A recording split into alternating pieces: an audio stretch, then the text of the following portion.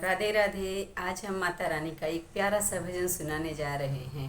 अच्छा लगे तो कमेंट बॉक्स में जय माता दी जरूर लिखिएगा और अपना प्यारा आशीर्वाद बनाए रखिएगा। राधे राधे, जय माता दी।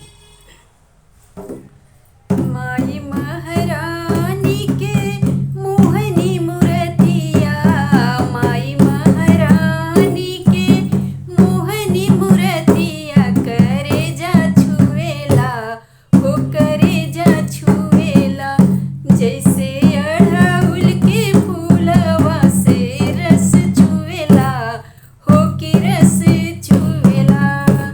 माई महारानी के मोहनी मूर्तिया, करे जा छुएला हो करे जा छुएला, जैसे अड़हुल के फूलवा से रस चुएला हो कि रस चुएला। चम चम चमके मैया तोहरी टिकुलिया, चम चम चमके मैया माथ के टिकुलिया हो, चम चम चमके माथ के टिकुलिया, बड़ा निक लागे मैया नाक के नथुनिया, बड़ा निक लागे मैया नाक के नथुनिया, करे जा छुएला हो करे जा छुएला, जैसे अड़हुल के फूलवा से रस चुएला हो कि रस चुएला। माई महारानी के मोहनी मूर्तिया, करे जा छुएला हो करे जा छुएला, जैसे अड़हुल के फूलवा से रस चुएला हो कि रस चुएला।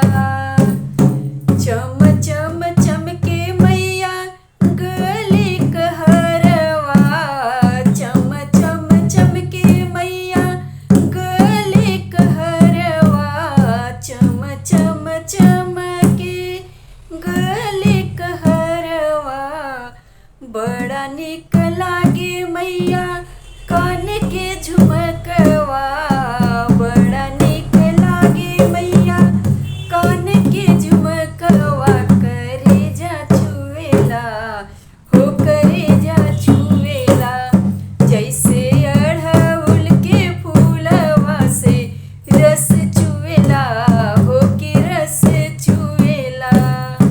माई महारानी के मोहनी मूर्तिया, करे जा छुएला हो करे जा छुएला, जैसे अड़हुल के फूलवा से रस चुएला हो कि रस चुएला। चम चम चमके मैया हाथ के कंगनवा, चम चम चमके मैया हाथ के कंगनवा हो, चम चम चमके हाथ के कंगनवा हो, हाथ के कंगनवा, बड़ा निक लागे मैया लाली मेहदिया, बड़ा निक लागे मैया लाली मेहदिया, करे जा छुएला हो करे जा छुएला, जैसे अड़हुल के फूलवा से रस चुएला हो कि रस चुएला।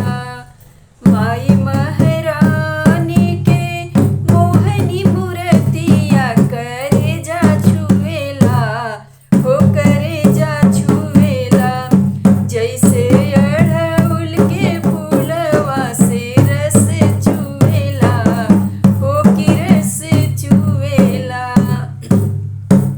चम चम चमके मैया पाँव के पयलिया, चम चम चमके मैया पाँव के पयलिया हो, चम चम चमके पाँव के पयलिया हो, पाँव के पयलिया, बड़ा निक लागे मैया लाल रंगनवा हो, बड़ा निक लागे मैया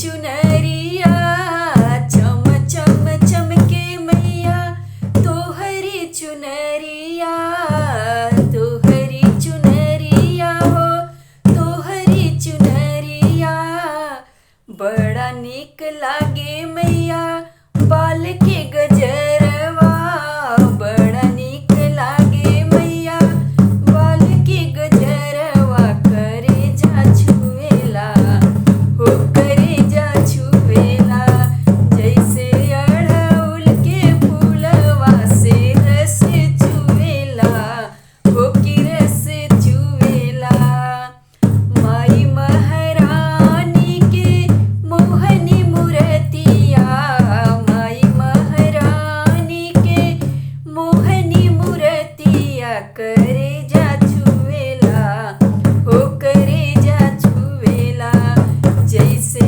अड़हुल के फूलवा से रस चुएला हो कि रस चुएला। बोलो शेरावाली मैया की जय, सांचे दरबार की जय। राधे राधे, जय श्री कृष्ण, जय माता दी।